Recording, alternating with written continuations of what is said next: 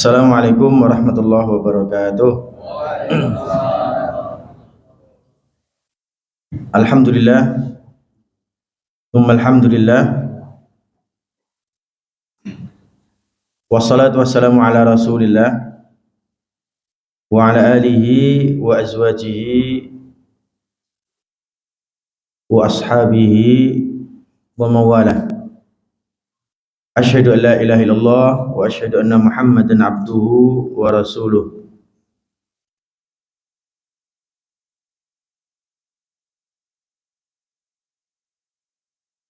Usini wa iyyakum bitaqwallah faqad fazal muttaqun. Haitsu qala Allah Ta'ala, ya ayyuhalladzina amanu taqullaha haqqa tuqatih wa la tamutunna illa wa antum muslimun.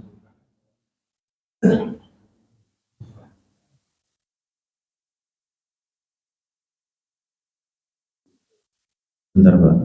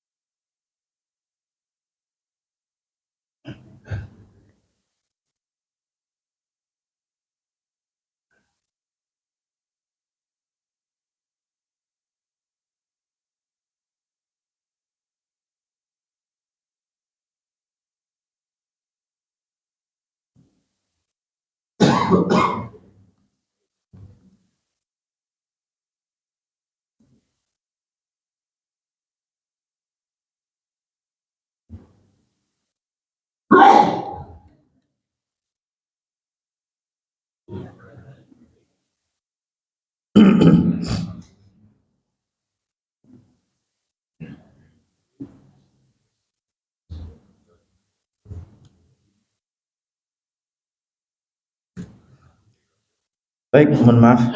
Ini saya nyari hadisnya belum ketemu.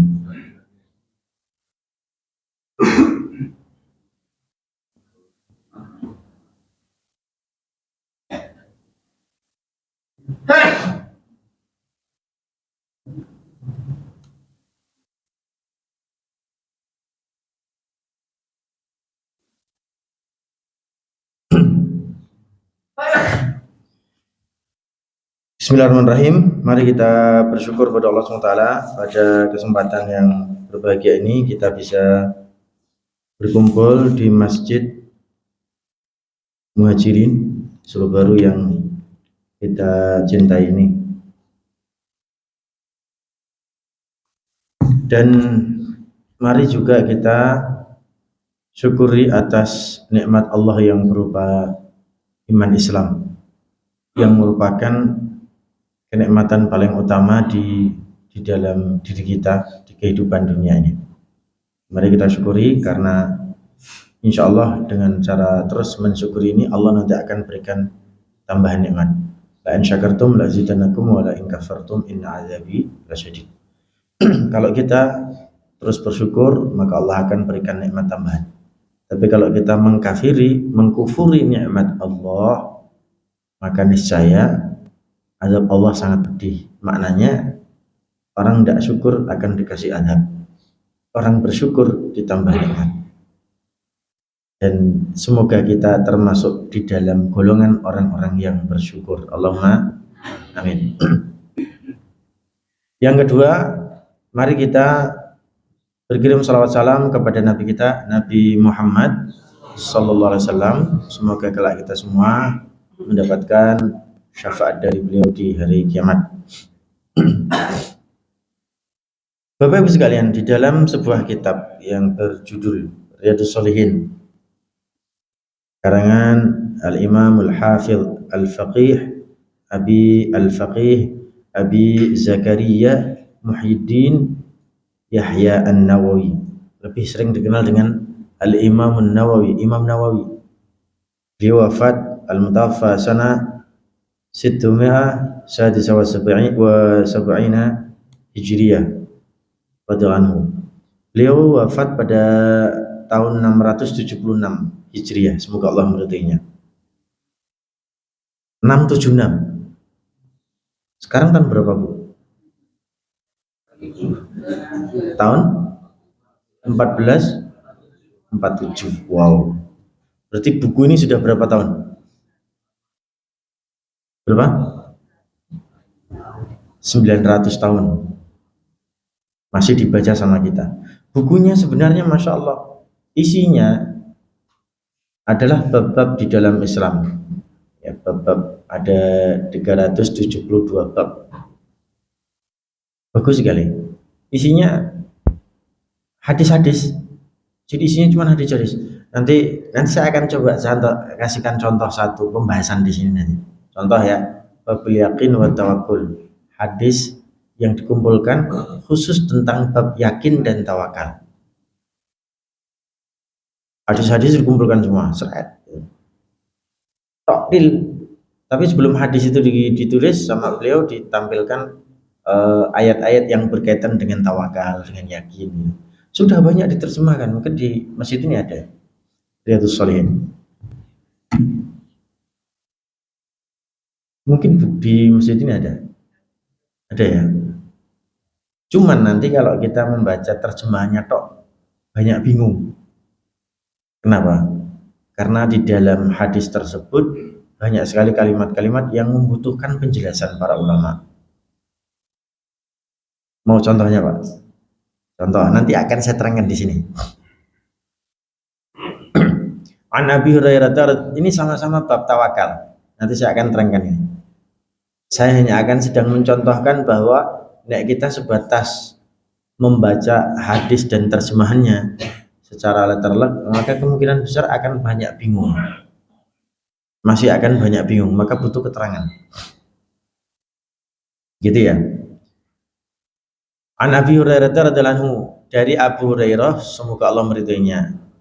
Qala Rasulullah sallallahu alaihi wasallam bersabda, yadkhulul jannata aqwamun, akan masuk surga suatu kaum, afidatuhum misli afidatit thair, yang hati kaum tersebut seperti hati burung.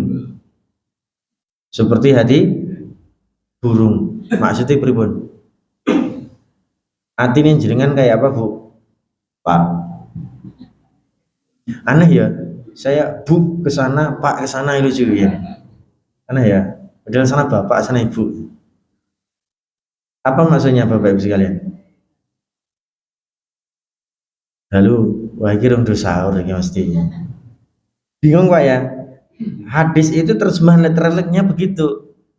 Yadkhulul jannata, akan masuk surga. Aqwamun, suatu kaum atau kaum-kaum. Afidatuhum, hati mereka, hati kaum itu misli afidati thair, misal seperti afidati hati at-thair burung. Jadi nek jenengan hati ini kayak hati singo, ora mlebu surga gitu. Hatinya harus hati burung. Lah gimana coba? Butuh keterangan para ulama kan? Nah, itu contohnya. Maka membaca hadis dengan terjemahan letterlek bisa jadi akan terjadi banyak kasus seperti ini. Maka kita butuh syarhul hadis, syuruhul hadis, kitab-kitab yang menjelaskan hadis-hadis itu. Makanya nanti para ulama membedakan, ada kutubul ahadis, kitab-kitab hadis, Bukhari, Muslim, Tirmidzi dan sebagainya, itu kitab-kitab dasar, kitab-kitab dasar hadis. Nanti ada hadis-hadis kumpulan, tematik dan sebagainya, itu ada di sini. Namanya kitab-kitab hadis. Di bawahnya nanti ada namanya kitab atau kutub syuruh al-ahadits, kitab-kitab penjelas hadis di atas.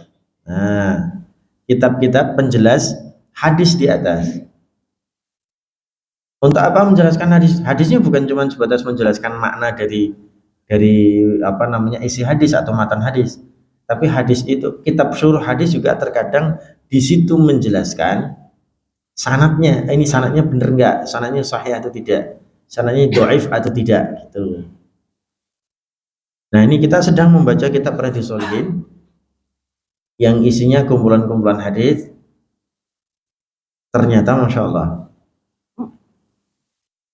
hadis-hadis ini nanti banyak disyarah oleh para ulama. Hadis-hadis ini nanti disyarah oleh para ulama setelahnya. Entah ulama itu dari kalangan Syafi'i, entah ulama itu dari kalangan Maliki atau Hanafi atau Hambali.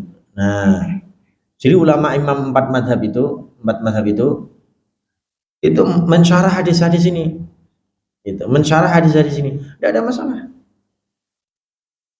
Jadi jenengan itu sebenarnya bersaudara dengan orang-orang Muhammadiyah, jenengan bersaudara dengan orang-orang NU, jenengan bersaudara dengan orang-orang Persis, Al-Irsyad dan sebagainya, jenengan bersaudara dengan orang-orang Salafi, jenengan bersaudara dengan orang-orang, yaitu selama kiblatnya masih Mekah, sholatnya 5 kali, rukun Islamnya 5, rukun imannya 6, itu kita bersaudara.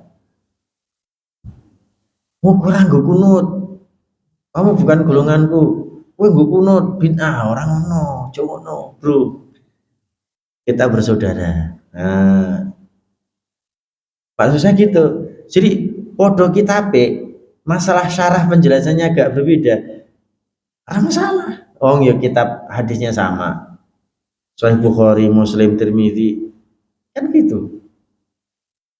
Jadi ini saya akan menyampaikan pada kajian pagi hari ini salah satu judul dari kitab Riyadhus Shalihin, ya. Babnya yang akan saya kasih pada pagi hari ini adalah bab yakin dan tawakal. Umpamanya Pak, kita bahas ini dari halaman pertama sampai halaman akhir, wah hebat itu. Mau coba wis lumayan, 372 bab, baca satu-satu, bab apa aja tuh maksudnya. Nah, saya ngajar mahasiswa, ngajar anak-anak di pondok, kalau punya buku, yang pertama kali saya terangkan itu cover, judul cover bukunya sama halaman terakhir. Halaman terakhir itu apa? Fahros, Muhtawiyatul Kitab. Ayo kita baca bukunya, baca covernya, sama baca daftar isinya. Minimal setidaknya kita membaca daftar isinya dulu. Seret. Isinya besok. Berarti kan setidaknya kita udah ngerti semua bukunya tuh.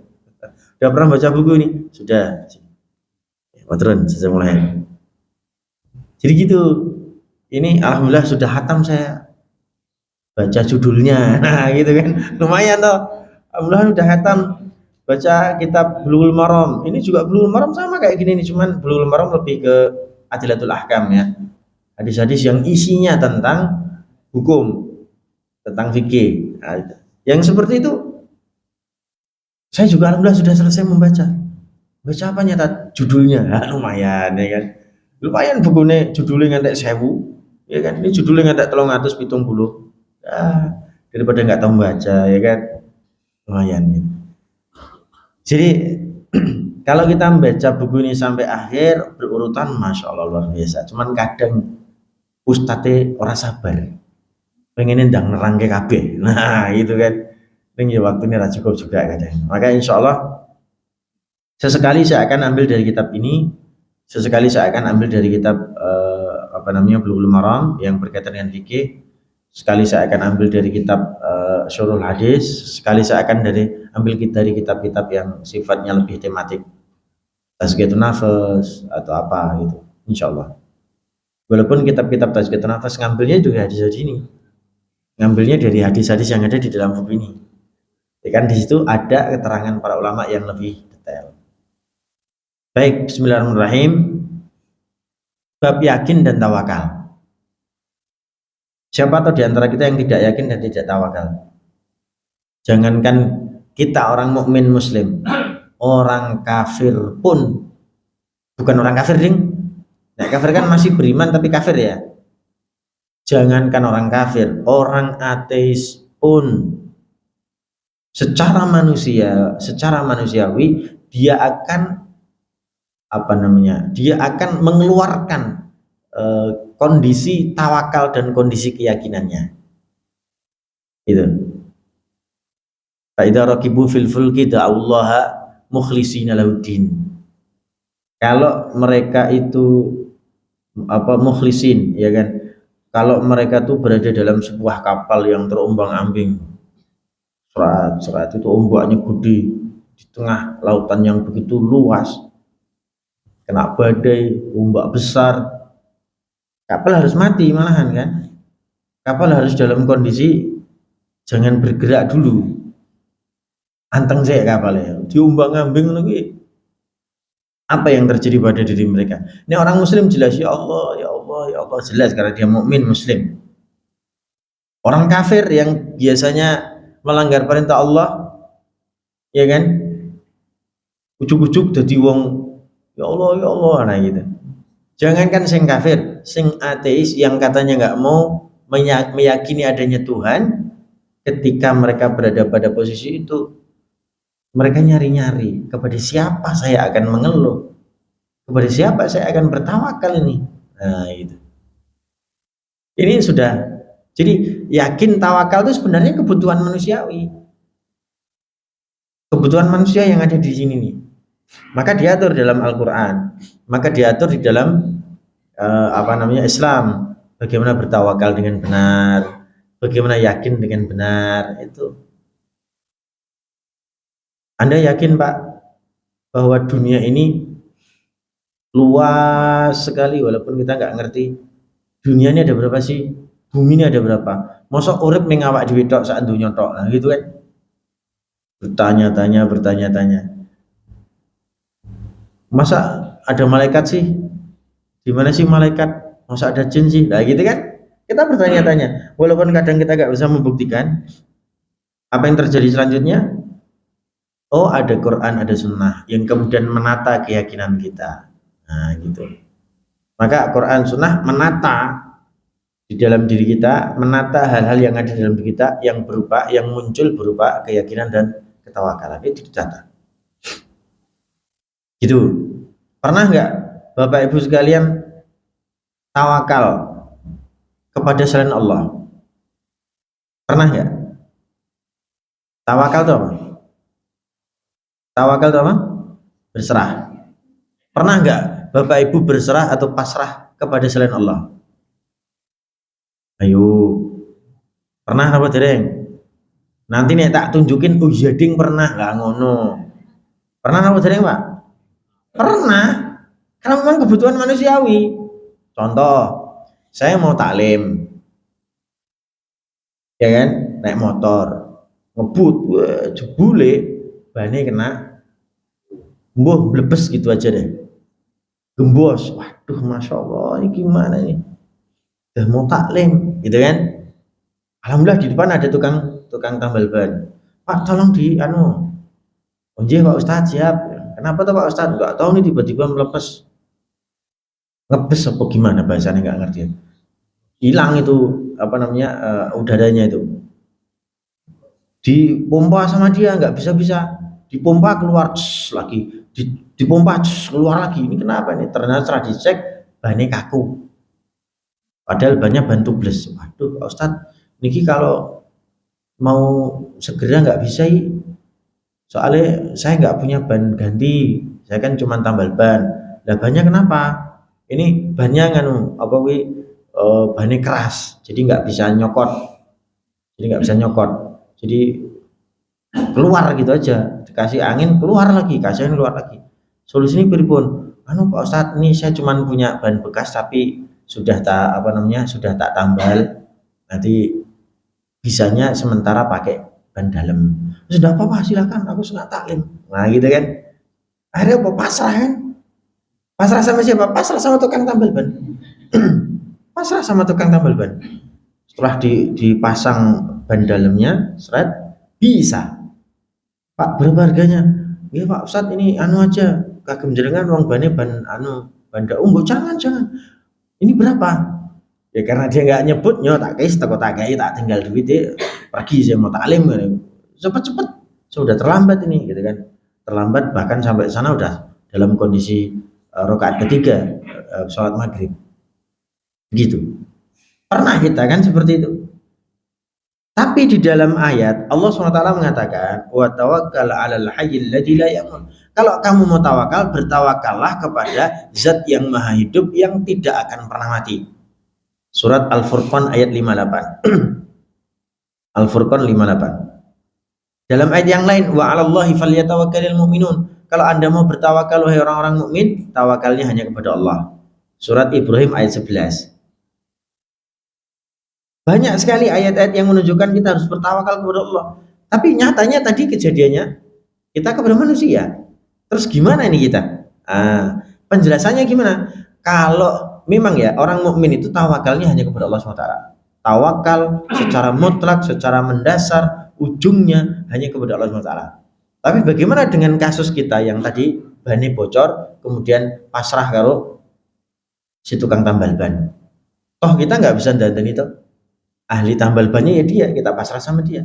Ini namanya apa? Ini namanya bentuk ikhtiar. Jadi tawakalnya kita kepada manusia itu sebenarnya bentuk ikhtiar. Jangan disalahartikan dan jangan menyalahkan tujuan dari tawakal kita. Tawakal kita hanya fokus kepada Allah SWT. Tujuan akhirnya Allah SWT. Dasarnya juga Allah SWT. Kalau kemudian kita memasrahkan sesuatu kepada orang yang kita percayai, itu namanya bentuk ikhtiar. Itu ya memang sama-sama pasrah, tapi pasrah ini bukan pasrah dalam bentuk penyembahan kita kepada manusia. Kepasrahan kita kepada Allah sebagai bentuk penyembahan kita kepada Allah, sebagai bentuk ta'abbud kita kepada Allah SWT. Nah, kepada manusia bentuknya ikhtiar. Nah, gitu.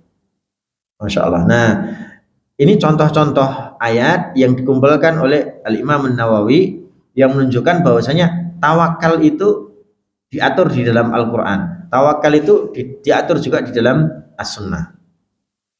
Gitu ya. Itu ayat-ayatnya. Sekarang mari kita cek apa hadis yang berbicara tentang yakin dan tawakal ini. Pertama, hadisnya luar biasa. Hadis pertama saya akan bacakan. An Ibnu Abbas radhiyallahu anhuma. Dari Ibnu Abbas, semoga Allah SWT meridhai keduanya. Huma berarti keduanya.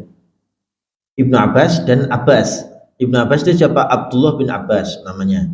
Abdullah bin Abbas, dia anak dari Abbas. Abbas itu siapa? Abbas itu adiknya Abdullah. Abdullah itu siapa? Ayahnya Nabi Muhammad. Berarti Nabi Muhammad sama Abdullah bin Abbas itu apa? Apa? Sepupu. Betul. Jadi kalau kita nyebut Abdullah, an ibni Abbas radhiyallahu anhuma, kita menyebut radhiyallahu anhuma berarti untuk Ibnu Abbas dan untuk bapaknya Abbas. Terkadang ada kita menyebut radhiyallahu anhu. Semoga Allah meridhoinya. Nya di sini kembali kepada laki-laki. Hu. Radhiyallahu anha. Semoga Allah meridhoinya. Nya kepada perempuan. Nah, gitu. Umpamanya an Aisyah radhiyallahu anha. Ya kan? An Khalid radhiyallahu anhu, ya kan?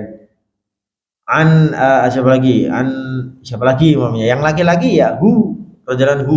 Kalau yang perempuan ha. Kalau huma untuk dua orang radhiyallahu anhuma. An Ibnu Abbas radhiyallahu anhuma contohnya.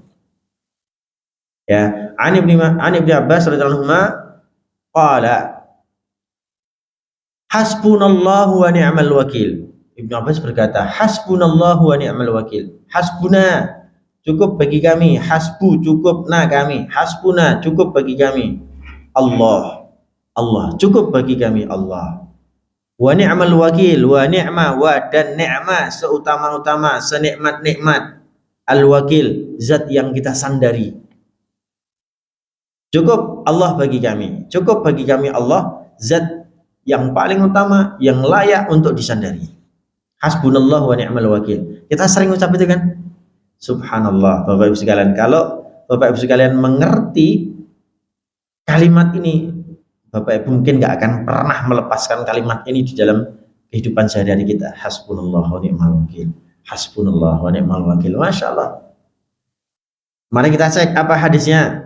Qalaha Ibrahim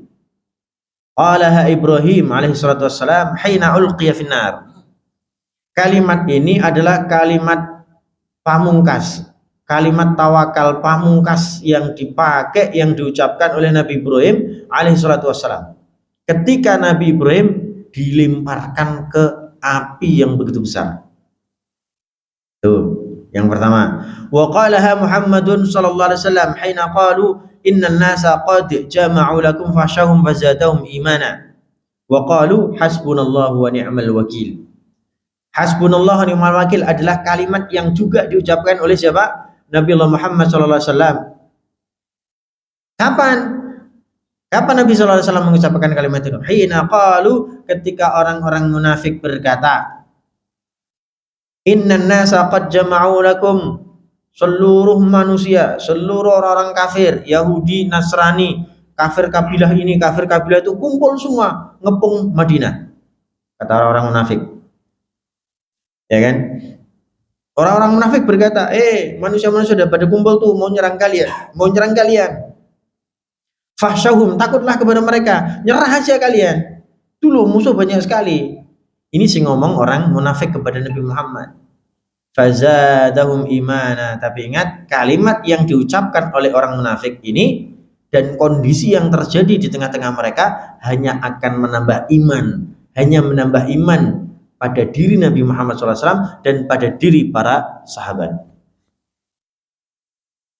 Nanti saya ceritakan. Ini tentang apa sih ini? Faqalu, bahkan kemudian para sahabat mengikuti ucapan Nabi Muhammad SAW. Faqalu, dan mereka berkata, hasbunallahu wa ni'mal wakil. Tuh. Kenapa? Terjemahannya begitu, terjemahan letterleknya. Keterangannya gimana, Pak? Bingung kan? Maka butuh keterangan. Masya Allah. Saya terangkan hadis ini dulu. Ada dua kisah dalam satu hadis ini. Sebagaimana yang diriwayatkan oleh Ibnu Abbas tadi, dan hadis ini dikeluarkan oleh Imam Bukhari. Imam Bukhari di dalam kitab sahihnya, dan juga ditulis oleh Imam Nawawi di dalam kitab Riyadhus Shalihin. Jadi Imam Nawawi mengambil dari Bukhari. Hadis ini memiliki dua kisah. Kisah pertama, Nabi Ibrahim berkata, hasbunallah wa ni'mal wakil, ketika dia dilemparkan ke api yang begitu besar. Ceritanya gimana? Kita tengok hadis yang lain. Mari kita cek hadis berikut. Hainama ulqiya Ibrahimu finnar jama'u hataban azima hatta ajazu 'anil iqtirabi minhu fawad'uhu fil manjanik wa ulqiya finnar wa ja'al malaikah. Datang malaikat kepada Ibrahim, saya akan tolong kamu Ibrahim. Maka Nabi Ibrahim berkata, hasbunallahu wa ni'mal wakil. Ketika Nabi Ibrahim akan dibakar di dalam api yang begitu besar, orang-orang itu mengumpulkan kayu yang begitu banyak. Sebenarnya yang diperintahkan untuk mengumpulkan kayu itu kan cuma para tentara-tentaranya Namrud. Ayo ambil kayu. Ternyata kaumnya, masyarakatnya ikut nyari kayu. Akhirnya kayu yang dikumpulkan itu menggunung, dan ketika dibakar tuh gede nih Ramum. Sampai apa? Manusia-manusia yang ada pada saat itu nggak bisa mendekati api itu, saking gedenya, saking panasnya. Iya coba.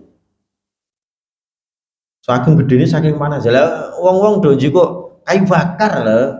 Neng jigoe sak tangan, sak gendong, sak pikul gitu, repot, gede banget apinya kan. Akhirnya apa?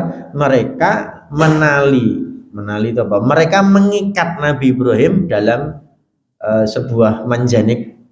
Manjanik itu apa?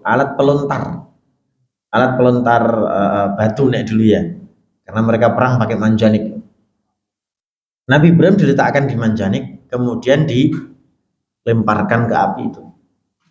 Nah, apa yang terjadi? Datanglah malaikat, Ibrahim, aku akan bantu kamu.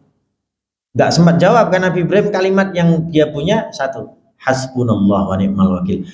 Cukup Allah bagiku, terserah Allah mau ngapain, monggo.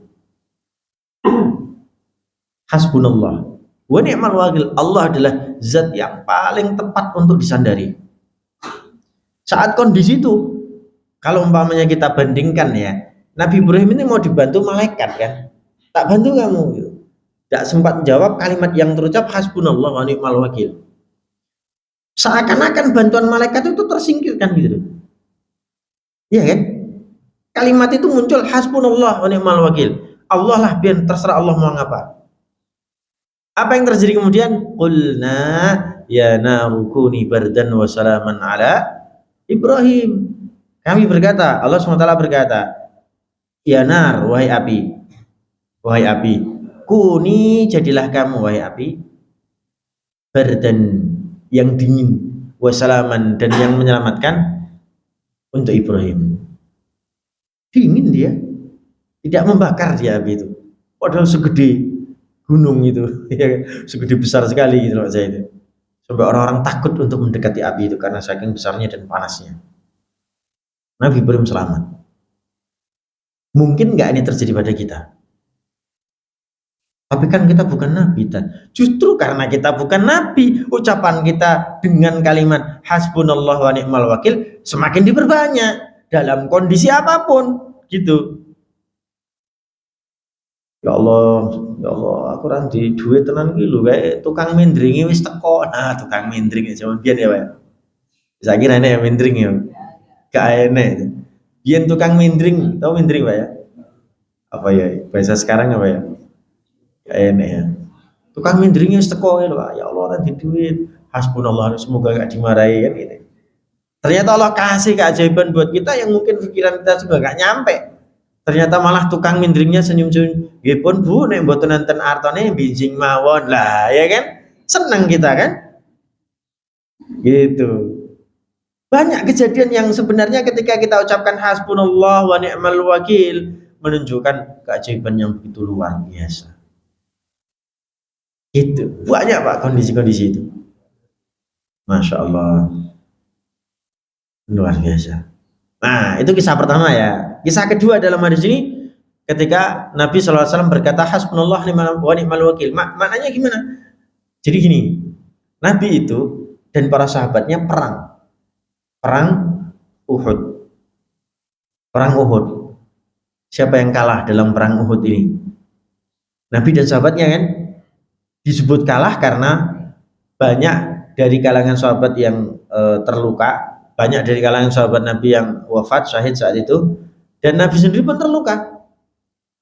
Ini menjadi pelajaran besar bagi kaum muslimin saat itu. Harus taat kepada Allah dan Rasulnya. Dan ketaatan tidak boleh hilang gara-gara hal-hal yang bersifat duniawi. Nabi meminta kepada sekelompok sahabat, sahabat, kamu tinggalnya di gunung Uhud ini ya, di gunung ini ya, di bukit ini ya. Jangan pergi mana-mana ya. Kamu di sini tujuannya untuk memanah yang kita lawan nih. Jadi panahmu diarahkan ke musuh. Nah gitu. Awal-awal perang menang kita. Tapi apa yang terjadi?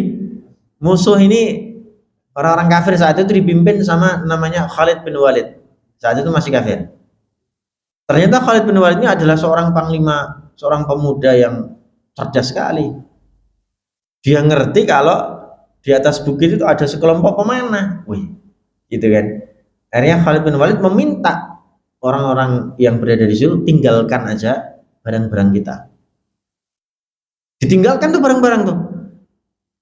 Kaum muslimin yang di bawah menganggap seakan-akan ini ghanimah, ambil gitu kan. Yang di atas ngelihat, wih, di bawah lagi pada ngambil ghanimah. Nah gitu, turun. Akhirnya pemanah ini turun. Khalid bin Walid ngerti itu, muter dari bukit, naik dari belakang. Diseranglah kaum muslimin dari atas bukit. Justru kita yang terkepung sekarang. Gitu. Beberapa sahabat bertahan di bukit, tapi pada akhirnya wafat, syahid. Ya, lawan banyak orang. Kaum muslimin lagi ribet ini. Nah, gitu. Walaupun pada akhirnya mereka tersadar, iya kita nggak boleh begini kan. Perang belum berakhir gitu kan. Akhirnya muncul emosi di dalam diri kaum muslimin saat itu. Perang sambil emosi kan. Kekuatannya dari dalam diri tok, bukan dari Allah kan jadinya. Kita juga gitu kan. Bekerja dengan emosi. bukan dengan iman. Itu yang bekerja adalah sifat diri kita, yang bekerja adalah diri kita. Emosional banget sih, maka terkadang hasilnya nggak memuaskan terus. Tapi kalau kita bekerja dengan iman, hasil apapun baik. Nggak memuaskan, ya baik, memuaskan, alhamdulillah, karena bekerja dengan iman kan. Nah, gitu juga dengan perang. Akhirnya apa? Perang usai. Begitu perang usai, dalam kondisi banyak kaum muslimin yang syahid, yang wafat, banyak yang terluka, bahkan Rasul pun terluka. Mereka pulang ke Madinah. Pulang dalam kondisi tertatih-tatih, terlunta-lunta, terluka-luka semua gitu. Begitu sampai di Masjid Nabawi, Nabi SAW dikabari sama malaikat. Nabi, musuh-musuhmu kumpul-kumpul lagi tuh. Mereka sudah akan menyerang kamu lagi. Nabi SAW berdiri dan kemudian mengatakan, mengumumkan peperangan lagi. Jahidu bi amwalikum wa anfusikum fi sabilillah. Jahidu bi amwalikum wa anfusikum fi sabilillah. Sahabat-sahabat kaget. Lah, lagi mulih, lagi noto, lagi ndodok, lagi lungguh. Lah kok wis diculuk meneh kon perang. Akhirnya sebagian kaum muslimin yang dalam kondisi terluka, capek, ya udah datang aja. Dalam sebuah riwayat ada dua orang sahabat kakak adik. Dalam sebuah riwayat ada dua orang kakak adik, seorang sahabat, dua orang kakak adik. Ini ngomong, Mas, lu Nabi manggil kita perang. Apa itu? Nabi manggil kita perang, ayo perang. Ih Mas, awak dewe rasa melaku, awak dewe kondisi ini kayak gini. Akhirnya Masnya ngambil pelepah kurma.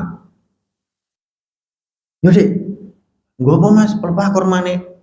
Nah yo, nanti tak geret yo, tak geret 10 langkah, nanti nak aku capek gue geret aku gantian. Iya Mas, hatta seperti itu untuk mendatangi perintah Nabi SAW. Padahal mereka dalam kondisi, masya Allah, capek, luka, terluka, hampir semuanya. Aduh, habis perang gimana coba? Tapi apa yang terjadi?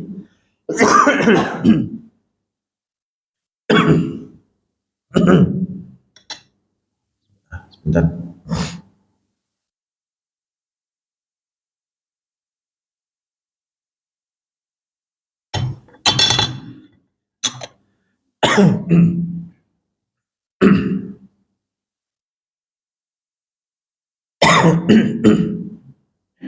Jadi begitu mereka semua berkumpul di situ. Insya Allah, terima kasih. Jazakallah taruh aja.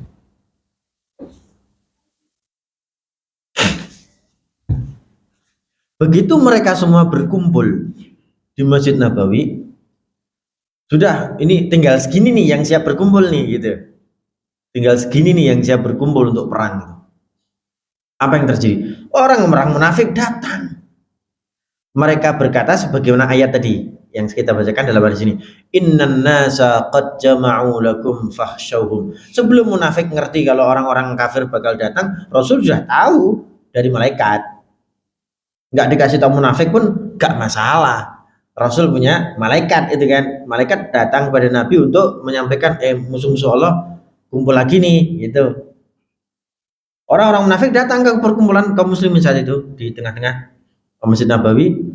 Mereka berkata, innan nasa, para manusia sesungguhnya qad jama'u lakum, mereka telah berkumpul untuk memerangi kalian. Fahsyahum, takutlah kepada mereka, nyerahlah kepada mereka. Fazadahum imana, tetapi kondisi ini, perkataan orang-orang munafik ini hanya menambah iman bagi orang-orang muslim. Sampai ketika mereka mendengar Nabi Muhammad SAW berkata, hasbunallahu wa ni'mal wakil, qalu, para sahabat berkata, hasbunallahu wa ni'mal wakil.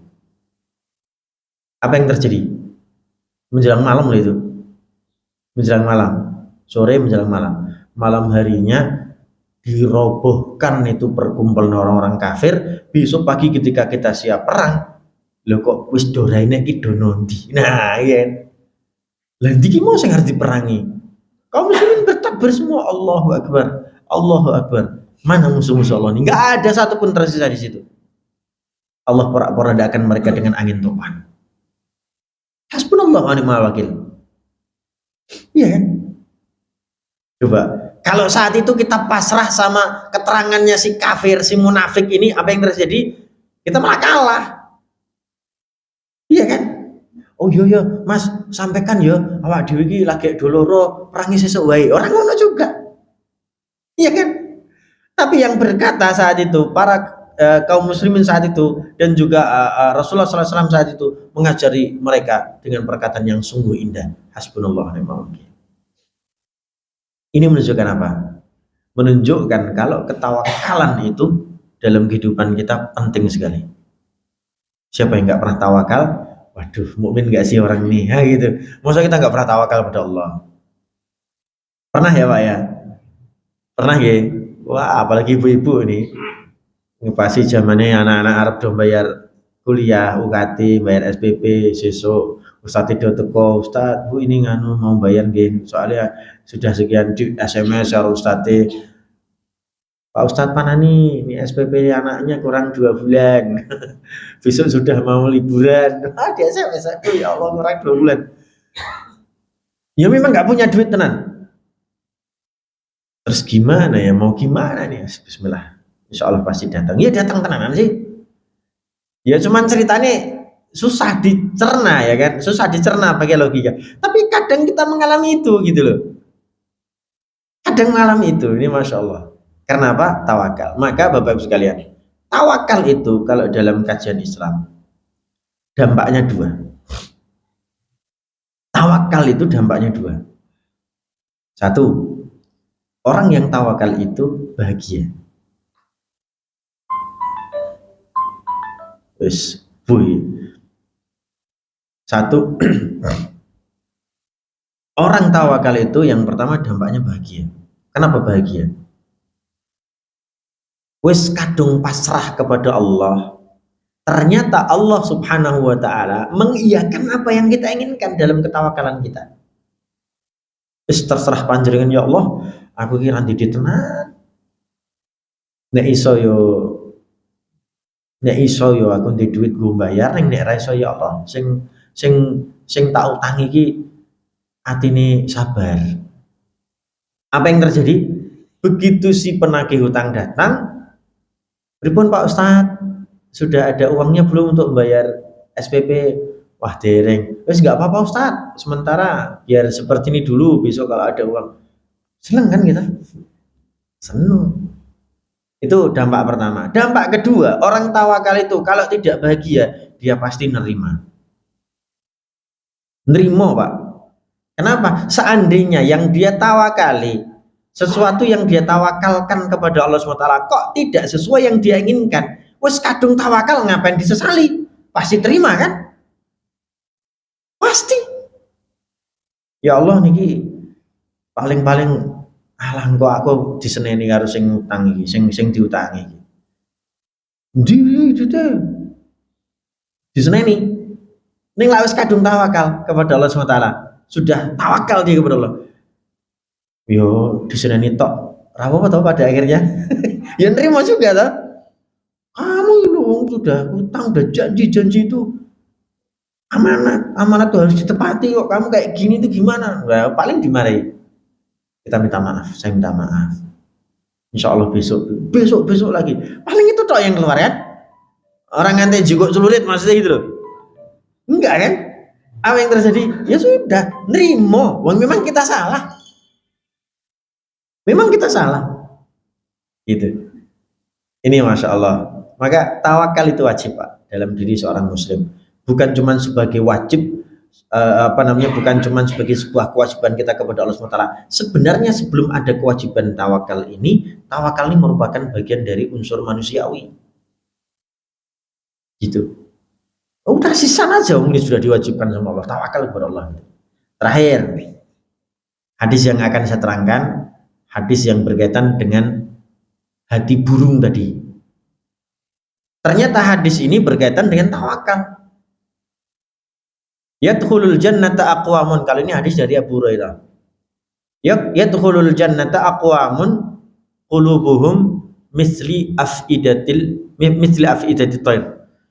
Akan masuk surga suatu kaum atau kaum-kaum yang hati kaum itu seperti hati burung. Ayo kita cari apa makna dari hati burung. Ada di dalam hadis yang lain.